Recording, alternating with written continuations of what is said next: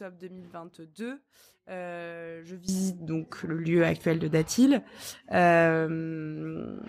Et ça fonctionne. Il y a des choses au début qui me bloquent et finalement on se rend compte que ça va le faire. Et donc à partir de novembre, c'est la course pour aller chercher de l'argent à la banque, monter son projet, enfin finaliser son projet parce que j'avais déjà mon business plan qui était prêt, j'avais déjà beaucoup de choses qui étaient quand même assez prêtes. Donc c'est parce que ça faisait longtemps que je cherchais. Et là, c'est les banques, le stress des banques, le stress de la signature finale, le stress des travaux, tout ça s'enchaîne. Parallèlement, on fait une dernière résidence avec le perchoir au Chalet des Îles à Vincennes pendant 2 mois. Ça nous permet à la fois de pouvoir gagner un peu d'argent et de se roder un petit peu, de se roder encore une fois, de reproposer une cuisine différente avec un autre modèle. Donc c'est une 3e ouverture. Donc ça, c'est aussi encore un apprentissage sur comment on gère les ouvertures. Donc avec Lorraine, on était... C'est vrai que ça fait un petit cumul quand même. Pour l'ouverture de Datil. C'était plus un sujet, elle confirme. C'était notre ouverture la plus sereine presque.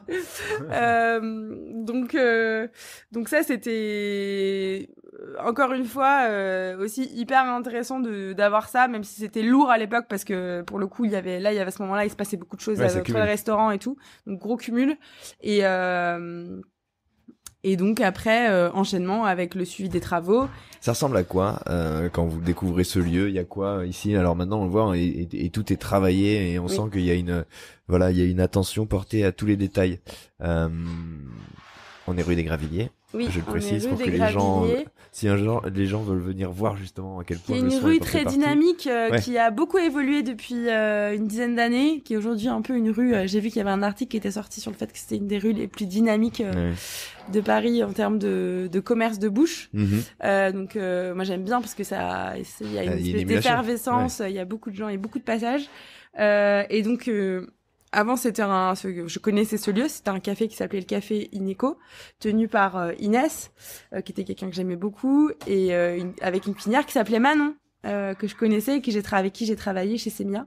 Donc c'était un lieu que je connaissais, que j'aimais beaucoup venir manger.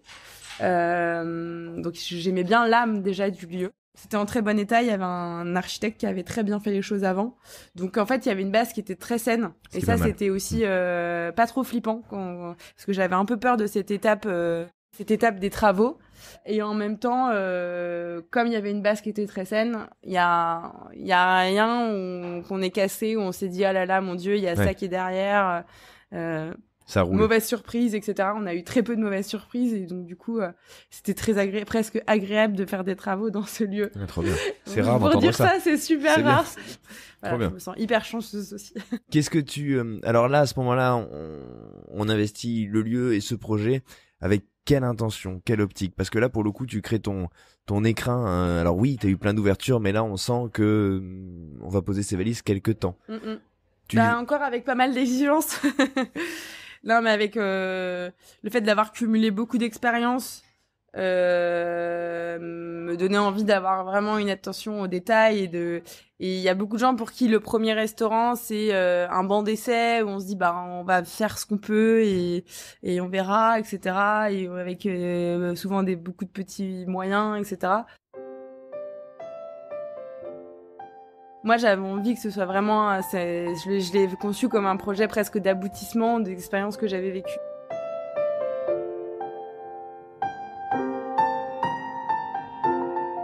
Et donc avec aussi le fait de pouvoir se faire plaisir sur des choses, d'aller dans les détails, justement sur effectivement l'architecture, le choix de nos matériaux, le choix des meubles de notre mobilier, de la vaisselle.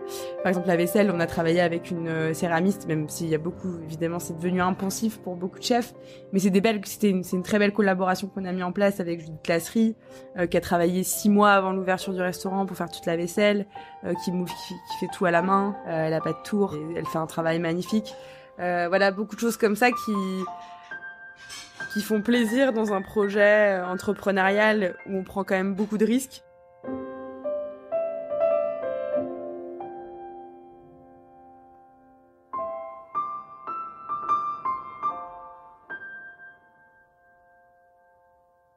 Il y a être chef et il y a être chef d'entreprise. Et moi, j'ai mis du temps parce que je viens pas d'une famille d'entrepreneurs, je viens d'une famille de fonctionnaires qui avait pas du tout l'esprit entrepreneurial.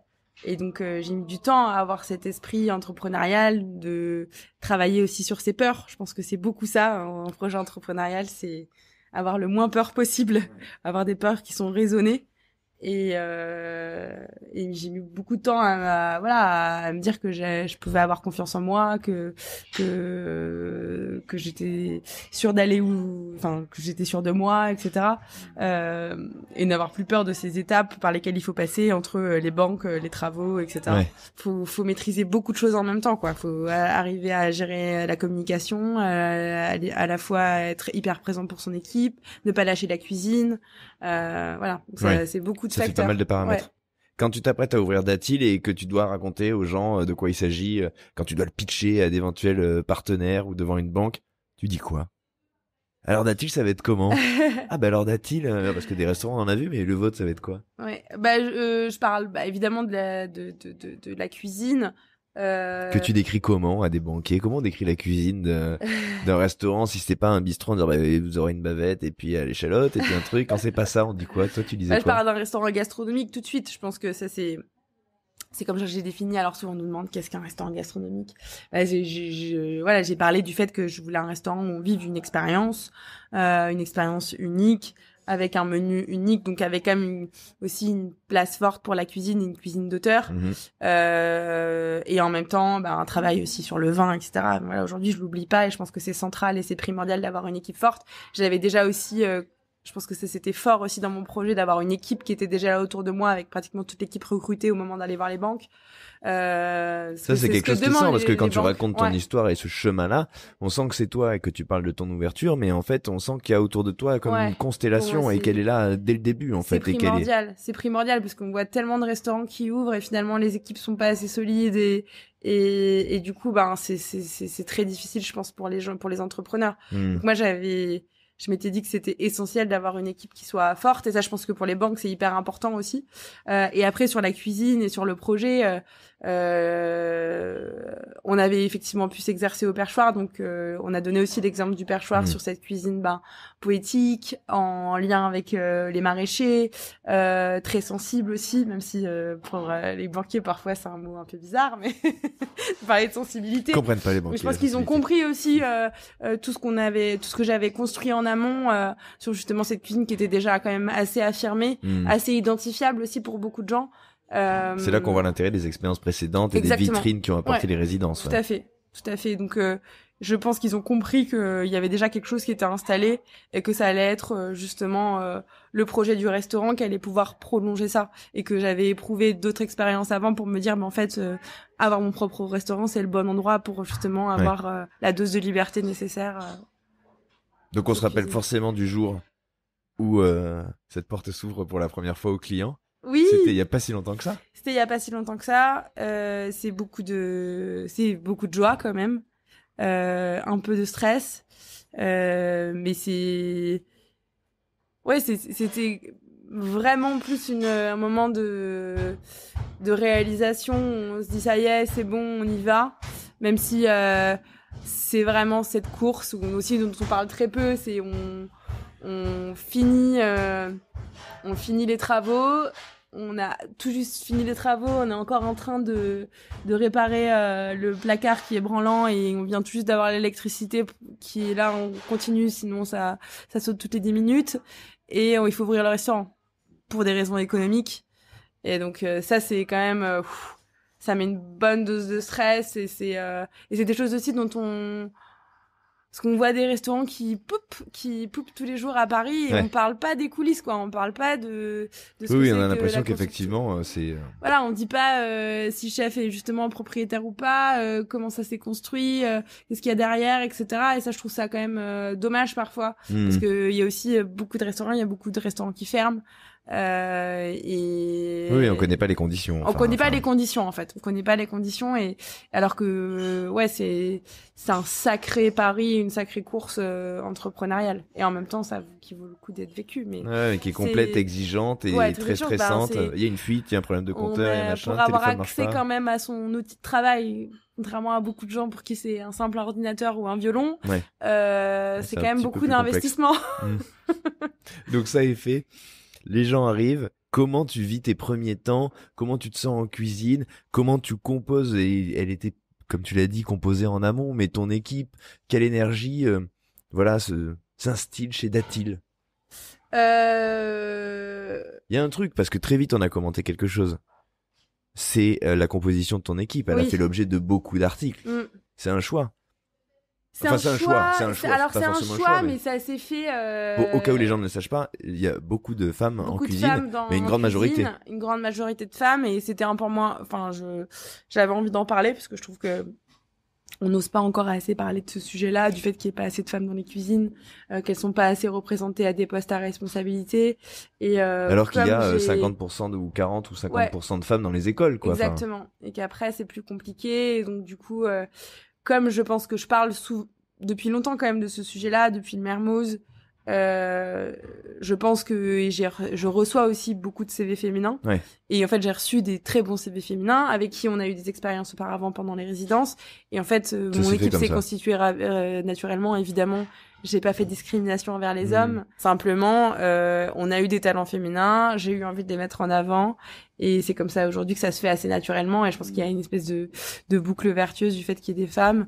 Mais évidemment, moi, je suis pour les équilibres. Alors toi qui as tout connu, justement, enfin tout connu, en tout cas qui a connu d'autres brigades, d'autres formules, d'autres chefs, d'autres ambiances, est-ce que ça apporte quelque chose entre guillemets d'avoir ce trait commun qui est celui du genre, ou est-ce que ce n'est pas un sujet en fait dans l'accomplissement de son métier au quotidien? Je pense que c'est plus l'ambiance qu'on veut mettre au sein du restaurant, et je pense qu'on avait une idée très claire de l'ambiance qu'on voulait mettre avec Lorraine, parce qu'on a été évidemment confrontés aussi à des cuisines qui étaient plus difficiles, peut-être plus macho, plus difficiles où il fallait s'imposer, etc. Et qu'on avait évidemment pas du tout envie de ça chez Datil. Et qu'on on se parle de quoi? On se parle d'organisation un peu hiérarchique, pyramidale, un peu hiérarchique, avec. Où, parfois c'est difficile de se faire entendre quand on est une femme. Donc ouais, on avait envie de quelque chose de effectivement un peu collégial. Où on laisse la parole aux personnes avec qui on travaille. C'est aussi difficile, hein, on s'en aperçoit en le vivant, parce que les gens nous disent ce qu'ils ressentent. Et donc il faut l'entendre, il faut l'accepter.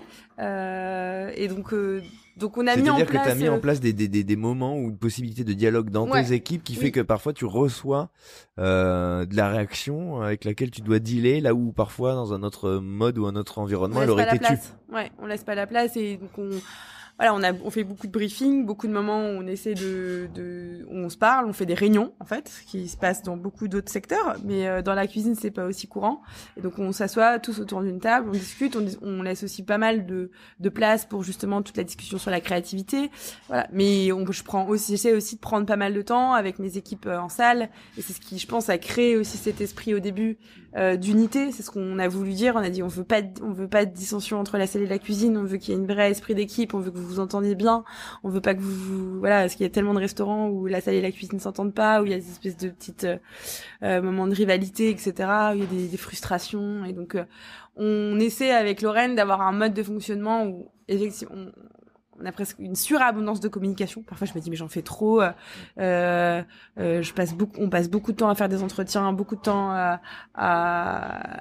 à vouloir aussi crever les abcès. C'est vraiment notre méthode. C'est dès qu'on sent qu'il y a un abcès, dès qu'on sent qu'il y a un truc d'incompréhension, on crève l'abcès. Vas-y, pose ton couteau. Voilà, pose ton couteau. Mais même en salle, il y a vraiment, on sent, parce que parfois nous on voit pas tout, parce qu'on n'est pas on n'est pas en salle, et c'est parfois aussi le plus difficile. Donc on essaie d'avoir un œil partout, aussi des relais dans nos managers, avec Adèle qui est en salle, qui est notre responsable de salle, qui fait aussi un super boulot depuis le début, qui a instigé aussi une super ambiance, un très bon esprit au sein de l'équipe. Et ça pour nous c'est dès que je sens qu'il y a, je sais pas, un mauvais esprit qui se dégage, ou des frustrations trop fortes, hop, on désamorce, on crève l'abcès, et on essaie de voir ce qui se passe, et c'est comme ça qu'il y a pas de d'ambiance nocive ou de choses d'amalgame, parce que parfois ça va vite, on en a marre, ça fait 3 heures qu'on bosse sur un truc, ça fait 3 heures qu'on équeute des épinards au sous-sol, et voilà, et c'est... Donc on essaie de créer ça a ses revers, parce que parfois effectivement on se prend des choses en retour, il faut vraiment apprendre à se remettre en question et apprendre à digérer les informations. Comment tu fais, toi qui étais exigeante? Je travaille aussi sur moi-même. Ouais, non, mais parce que tu veux emmener aussi les choses quelque part. Quand on est, c'est un peu comment dire, la figure du capitaine ou de l'entraîneur ou tu vois. Ouais. Bon, on n'est pas habitué culturellement à se dire que c'est toi qui dois emmener, mais en même temps tu dois écouter. Ouais, on n'est pas habitué. Et parfois te prendre un truc du genre, ça me va pas en fait. Ah ouais, ouais, mais du coup je suis aussi assez entourée pour qu'on me dise... On sent qu'on est sur un work in progress. Ah ouais, c'est tout à fait un work in progress, je le dis, parce que je pense que j'ai beaucoup à apprendre là-dessus, et en même temps je trouve ça franchement passionnant. C'est le truc le plus dur. Et en même temps, je trouve ça hyper intéressant. Enfin, moi, c'est beaucoup de gens qui disent que le management, pour moi, c'est difficile. Et en même temps, je trouve que c'est ce qu'il y a de plus intéressant dans les natures humaines, dans la compréhension des équipes, dans aussi de voir les évolutions. Parce que quand on voit des gens qui progressent, quand on voit des gens qui évoluent, qu'on emmène avec nous, qui changent, ça c'est magique. Enfin, je trouve que au niveau satisfaction aujourd'hui dans mon métier, ça m'émeut, parce que je trouve ça hyper c'est presque là où je tire le plus de satisfaction, quand je vois des profils qui commencent là on a un profil en cuisine qui a commencé en stage, et elle évolue, et on la voit évoluer, elle en ce moment elle fait des progrès énormes. Et ça c'est hyper satisfaisant, parce que dans notre métier c'est très concret, c'est beaucoup moins le cas dans d'autres métiers, mais dans notre métier c'est très concret. Quand on voit quelqu'un qui commence à prendre de la vitesse, qui commence à acquérir plein de compétences et tout, c'est super beau quoi. Donc ça c'est je trouve ça à la fois très dur et en même temps très satisfaisant. La date de l'ouverture c'était quoi? Le 25 septembre 2023. 25 septembre 2023, ouverture de Datil. Mars 2024. Étoile. J'ai cru que tu l'avais oublié. Quoi? Qu'est-ce qu'il y avait en mars? Ouais.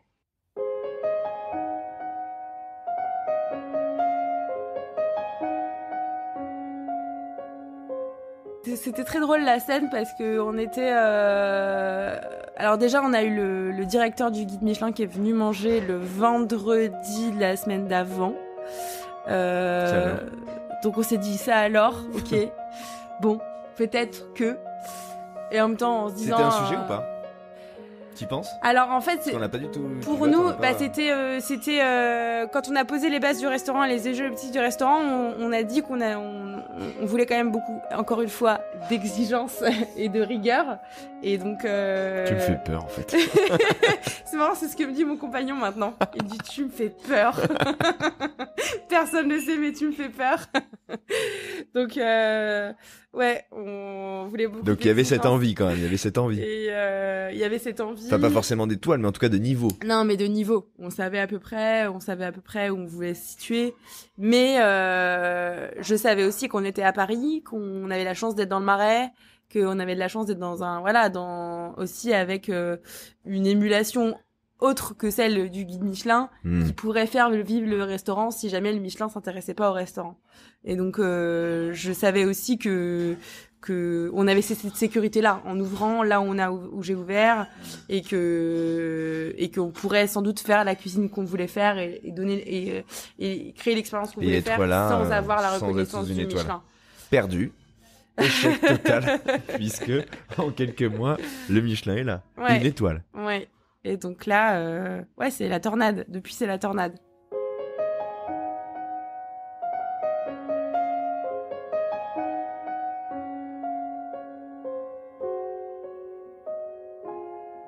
Mais tu l'as pris comment? C'était quoi?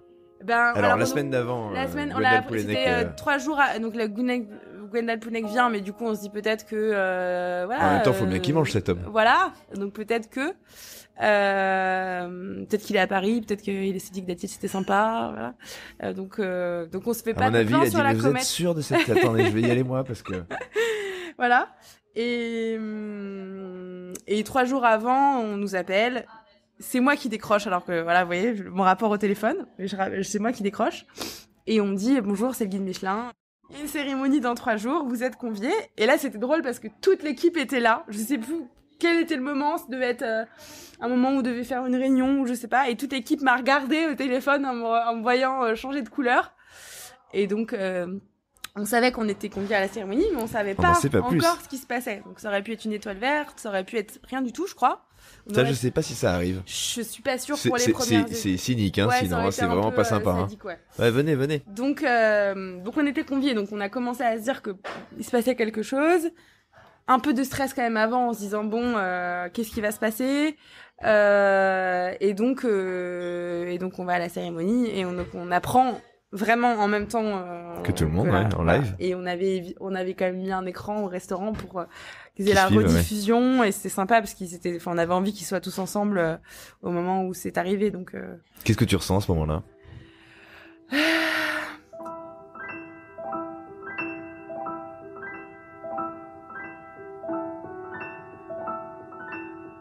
On est quand même très contente avec Lorraine parce que je pense qu'on a eu quand même c'est une reconnaissance, et donc du coup on est quand même je pense hyper contente que ça arrive si vite.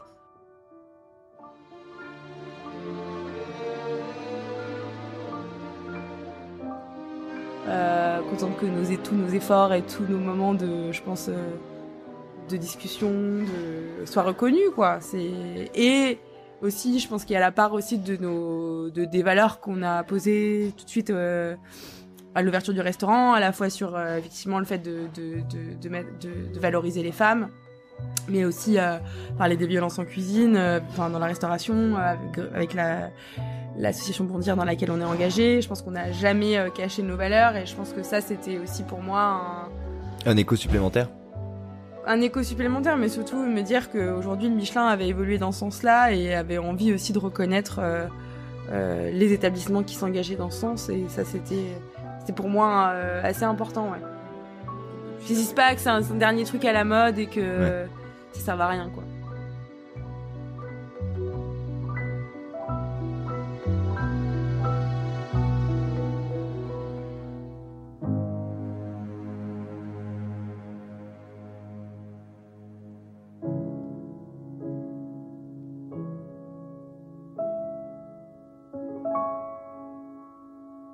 Et depuis la vague, tu dis? Et depuis la tornade, ouais. Ah, la tornade, carrément. Ouais, j'appelle ça la tornade, quand même.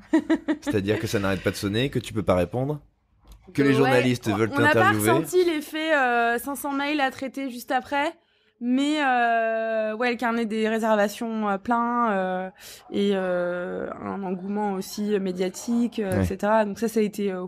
Même si on était, je pense, préparés aussi avec justement toute la structure dont je parlais tout à l'heure, le fait que j'étais hyper bien entourée, etc. Mais oui, ça a été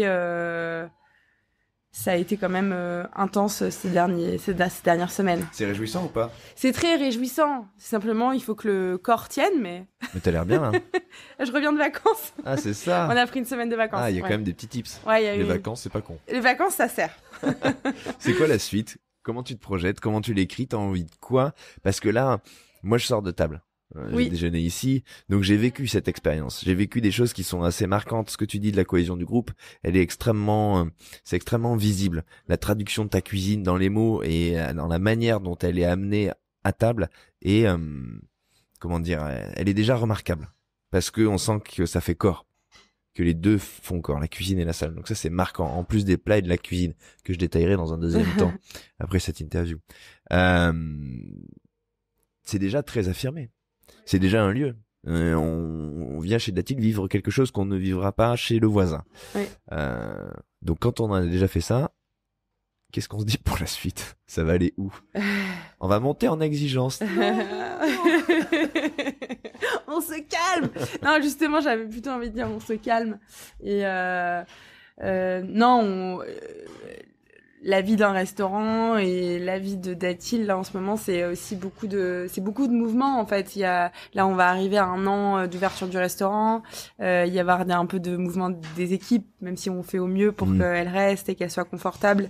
Il y a un mouvement qui est inévitable, donc il faut gérer ce mouvement-là, il faut gérer la forme, parce que du coup aussi on embauche aussi de manière supplémentaire, donc c'est aussi parce que le restaurant fonctionne bien, que aussi ça c'est aussi grâce à l'étoile. Je pense que ça a assis quelque chose de manière économique, donc ça et je pensais pas, j'ai été assez aussi surprise par cet effet de l'étoile et le fait aussi que ça assoit quelque chose pour les gens. Je pense que c'est une légitimité qui est très importante, alors que je pensais pas que c'était aussi important, hein. J'étais formée dans un restaurant étoilé, donc je me rendais pas compte, mais c'est très important.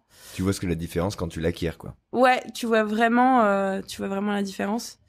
Et donc ça, j'ai envie que les choses soient solides, quoi. J'ai envie que. Donc là, il s'agit de consolider, de gérer. De consolider, gérer, et puis aussi de développer des choses qu'on n'a pas forcément eu le temps de développer. Je pense à l'ouverture, parce qu'on est dans une espèce de course, et notamment sur la cuisine, mais aussi sur le vin, parce que moi, sur le vin, j'adore le vin.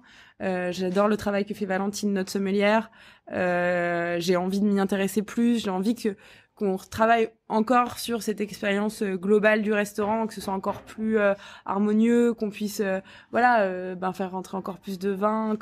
Alors tu parles du vin, c'est marrant parce qu'il faut savoir, et les gens s'en rendront compte quand ils viendront chez toi, c'est qu'il y a aussi une proposition qui est sans alcool, qui est extrêmement intéressante et qui est presque, moi c'est ce que j'ai fait à midi, avec des infusions, des sodas, des kombucha, des choses comme ça qui font que presque on n'a même pas envie d'aller voir dans la carte des vins parce qu'il y a déjà dès la première page de la carte des boissons une proposition qui est singulière et hyper attrayante. Oui, il y a une grosse demande aussi aujourd'hui, donc on s'adapte à ça. Mais c'est hyper dur pour le vin d'exister derrière, je trouve. Parce qu'on se dit une carte des vins, c'est-à-dire que oui, forcément. Ça dépend le moment aussi, je pense que vous au déjeuner, on n'a pas forcément le même envie. On n'a pas forcément les mêmes envies, etc. Donc, mais la carte des boissons sans alcool éveille une curiosité énorme. Ouais, mais on pense que c'est important aussi et que ça va très bien avec notre cuisine. Justement, vous parliez d'infusion et moi je pense que c'est très intéressant de travailler sur les infusions. On en fait beaucoup en cuisine, donc il faut qu'il y ait une vraie cohérence avec la cuisine qu'on fait. Et ça m'intéresse de réfléchir à cette cohérence, à l'expérience aussi, à tout ce qu'on peut lier à la cuisine. Voilà, j'ai envie d'ouvrir les portes de Datil, j'ai envie que on fasse des expériences croisées avec de l'art, avec tout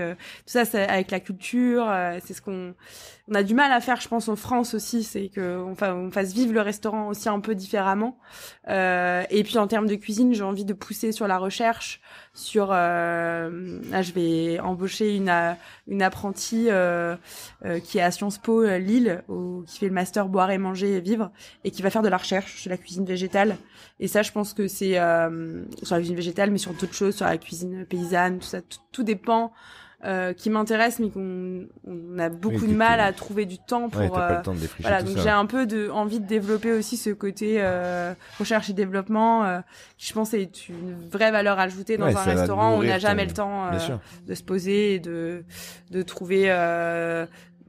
Trouver aussi des histoires à raconter. Je pense que c'est aussi ça le restaurant gastronomique d'aujourd'hui. C'est un restaurant où on se pose des questions, où on fait voyager un peu le client, où on essaie un peu de le faire percuter sur certaines choses, et en même temps toujours avec, pour moi ça reste un élément fondamental, une vraie notion de plaisir.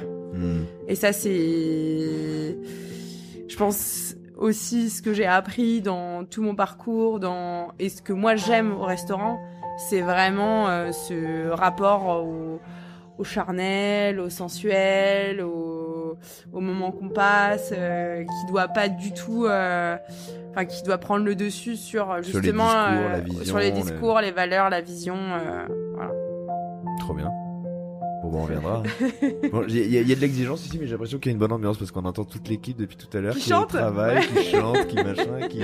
Ouais, ça, on essaye de faire en sorte que les gens puissent être eux-mêmes. Ça, mais sans vouloir, en rajouter, mais c'est vrai, quoi. Enfin, pour moi, quand je vois. Ça chantait, là. Ouais. C'est rare. Voilà. Ça chantait Sari, c'est pas mal. Ça chantait Sari, c'est vendredi après-midi.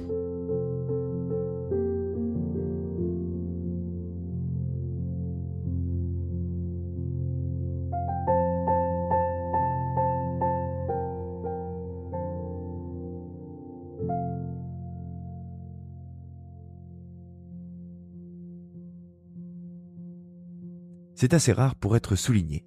Elle était loin de nos micros, mais je peux vous assurer qu'on entendait bien la brigade chanter. Il règne chez Datil une ambiance qui, je pense, ressemble à la chef que vous venez d'entendre. Un équilibre entre délicatesse et exigence, entre bienveillance et performance. Attention, j'aime pas ce mot et je suis sûr que Manon ne le validerait pas non plus, mais ce qui se passe ici à table traduit un engagement de haut niveau. Ouais, on ne se refait pas, chef. Alors même si l'objet ici n'est pas de se faire briller, mais plutôt d'explorer, de redéfinir les lignes d'une cuisine à tous les niveaux, le Michelin ne s'y est pas trompé, Datil s'écrit dans la singularité. Je me souviens très bien de mon déjeuner, des infusions, des sodas si bien pensés pour m'amener vers les champs que Manon et son équipe aiment cultiver. Des asperges en plusieurs cuissons, condiments citron, légumes et pile-pile joyeux et un chou rhubarbe qui m'a scotché par ce mouvement qui nous emmène de la rusticité sur le papier au rang du raffiné. C'est un peu ce que j'ai ressenti dans cet échange avec Manon Fleury. Une base entière, décidée, presque brute et engagée, mais dans l'élan, un filtre. Une personnalité nuancée, réfléchie, délicate et, disons-le, empreinte d'une forme de poésie. Il y a des restaurants incontournables. Des chefs iconiques, des comètes qui promettent, des enracinés qui font vibrer leur terre, des créatifs qui bousculent les lignes, et puis il y a des adresses comme Datil. Là où des mains sans prétendre s'activent. Avant même d'ailleurs les mains, des esprits qui s'interrogent sur la raison qui les pousse à être ici, sur les valeurs avec lesquelles elles veulent conjuguer leur passion. Il y a là une cuisine qui traduit, je crois, le regard qu'on devrait porter sur notre temps. Ouais, c'est ça, il est bon de voir aujourd'hui des chefs cuisiner ainsi, dans le respect des uns et des choses qui nous entourent, avec l'idée d'une matière à magnifier, d'un chou qui se fait voiler, d'une mélodie qui se joue en plein champ. Merci Manon de m'avoir accordé ce temps et confié ton histoire, d'avoir dit sans filtre ton caractère, ta vocation et ton envie de si bien faire. Merci à vous de nous avoir écoutés, j'espère que cet épisode vous aura inspiré. Envoyez-moi des commentaires sur Insta @chefpodcast. Notez le podcast sur votre appli d'écoute si vous ne l'avez pas encore fait. Et d'ailleurs, donnez-moi votre avis sur Spotify par exemple, désormais, c'est possible. Allez, on se retrouve lundi prochain pour un nouvel épisode, un talk sur un sujet qui va vous passionner, un nouvel épisode de Chef. Salut!